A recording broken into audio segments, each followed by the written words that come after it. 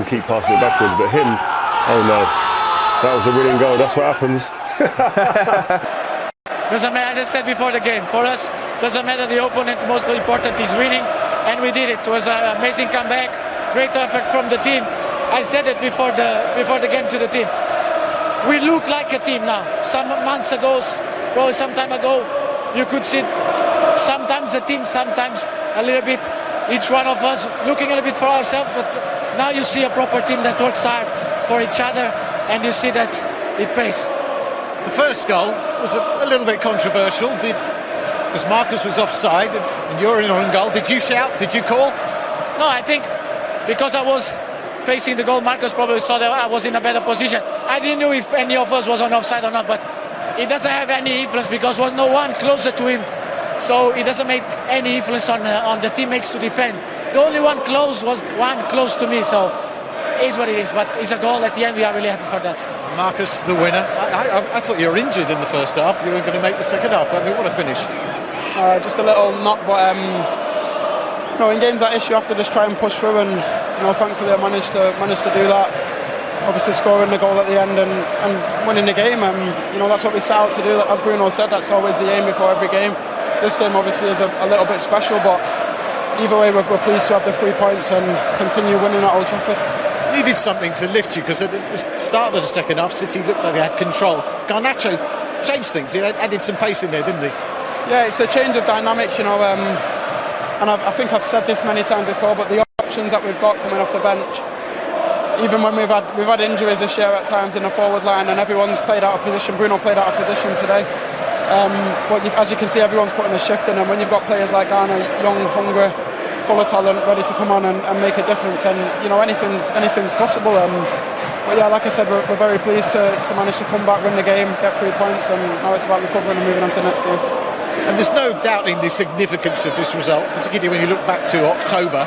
You're now 1 point behind City. That doesn't matter for us. We have to look forward. We have to look forward for the next game, because you can be closer, but if you don't keep winning, they will go. So the mentality now is to be celebrating, because it's a big win on the derby. It's a long day today, so we have to celebrate that.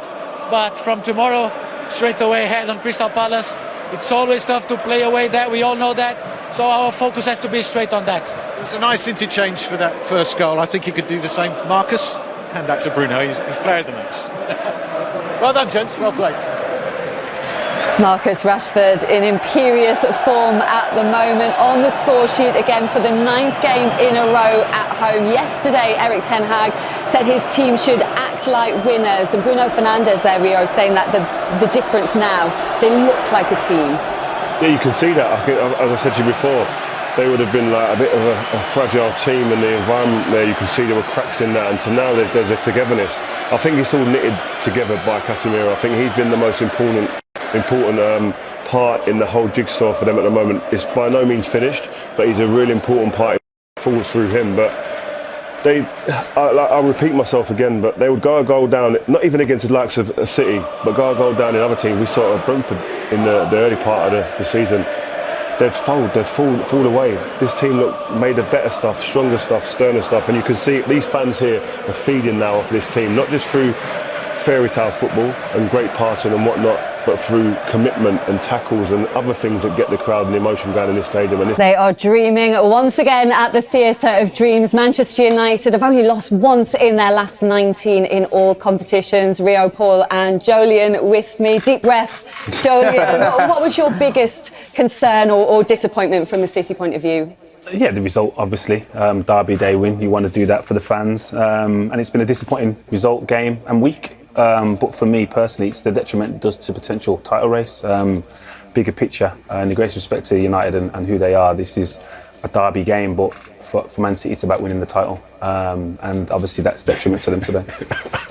That's a little dig there, isn't it? He couldn't help himself. A little one. He couldn't help himself. It was all City at the start of the second half, though, Jolyon. They took the lead. Just have your moment here and just talk us through how they picked Man United apart for that goal. No, obviously, Pep recognised the frailties in the first half, and he tweaked it a little bit, and then Kevin De Bruyne exploits the space, and unlike the first half, he played the ball to the back stick, and Jack Grealish, great substitution, obviously came on and scored the goal. But listen, at this stage of the game, City are comfortable, not creating loads of chances, but very comfortable in possession and being able to create the tempo. But yeah, obviously the outcome of the game isn't great.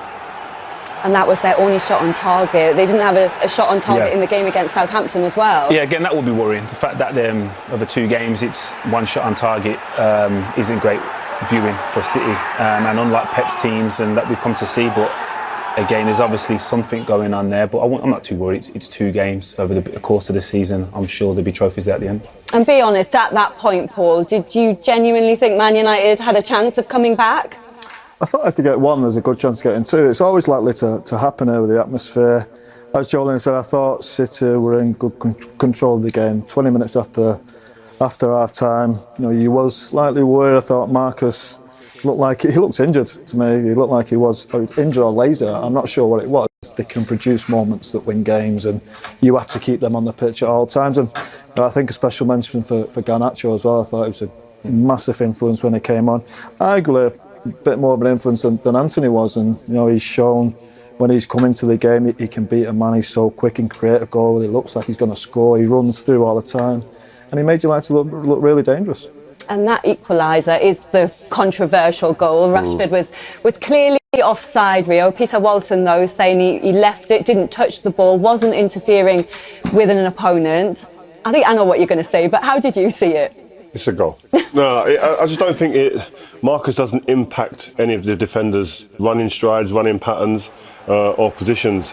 And I think it's intelligent from him. He's probably had a shout from Bruno, but intelligent from all of them. It's a great pass initially. He is offside for Rashford, but it's a fantastic finish after that. Cool, calm, collected, clinical. But I just don't feel that any of the defenders can really impact this play anywhere. He's in that interfering with nobody, isn't he? Yeah. He's not interfering with any of the defenders. He doesn't touch the ball. I think will have a big influence on it, and you have to say at the end of it, good communication from Bruno. He must have been shouting Marcus to leave it. It's a lovely finish.